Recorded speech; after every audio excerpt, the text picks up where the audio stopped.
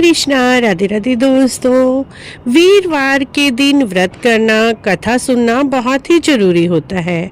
वीरवार का दिन गुरु भगवान का दिन होता है, बृहस्पति महाराज का। और माता लक्ष्मी जी और बृहस्पति जी की कृपा प्राप्त करने के लिए, अपना जीवन सुखमय बनाने के लिए एक बार कथा अवश्य ही सुने। इस वीडियो में हम आपको कथा सुना रहे हैं। कथा आप चाहे व्रत करें या ना करें, लेकिन एक बार अवश्य ही सुन लें। एक छोटी सी लड़की थी।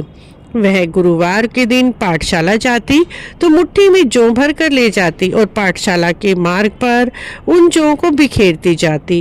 पाठशाला से आते समय वो सब जौ सोने के हो जाते, उन्हें बीन कर घर ले आती। इस तरह से उनके घर का गुजारा चलता था। उसके पिता उन सोने के जौ को बेचकर ही घर का गुजारा करते थे। एक दिन वह लड़की सोने के जौ सूप में फटक कर साफ कर रही थी। तब उसके पिता ने कहा, सोने के जौ साफ करने के लिए सोने का सूप होना चाहिए। अगले दिन गुरुवार था। उसने बृहस्पति महाराज से प्रार्थना की कि उसे सोने का सूप मिले, और अगले दिन उसे सोने का सूप मिला। एक दिन वह सोने के सूप में सोने के जौ फटक कर साफ कर रही थी। उसी देश का राजकुमार वहां से गुजरा और उस लड़की के कार्य को और रंग रूप को देखकर उस पर मोहित हो गया। घर जाकर आसन पाटी लेकर पड़ गया। बिना अन्न जल के उसे कई दिन हो गए। राजा खुद अपने बेटे को मनाने आए। पूछा कि राजकुमार, तुम उदास क्यों हो? क्यों अन्न जल त्याग कर दिया है?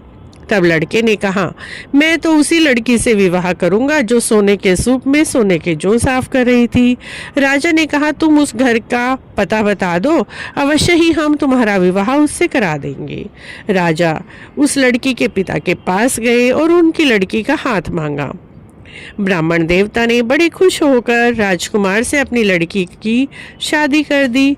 लड़की की विदाई होते ही उनके घर दरिद्रता का निवास हो गया, क्योंकि वह तो लड़की के भाग का ही खाते थे। गुरु महाराज की कृपा से ही उनके यहाँ धन था।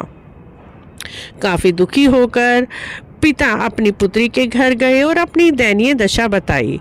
पिता की दयनीय दशा देखकर पुत्री ने अपने पिता को बहुत सारा धन दिया और कहा, पिताजी माताजी को कहा करें, गुरुवार के दिन नहा धोकर स्वच्छ वस्त्र पहनकर गुरुवार की कथा अवश्य ही सुने और व्रत करें, जिससे आपके घर में भी अन्न धन की कभी कमी नहीं होगी।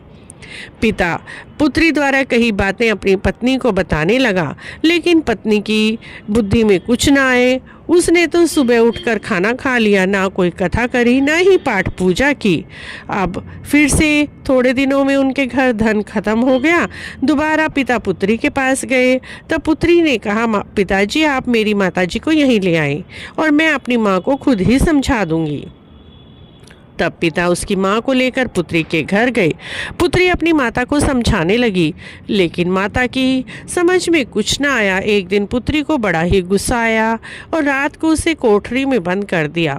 सुबह नहला धुलाकर स्वच्छ वस्त्र पहनाकर पूजा पाठ कराई, कथा सुनाई, जिससे उसकी माता की बुद्धि भी निर्मल हो गई।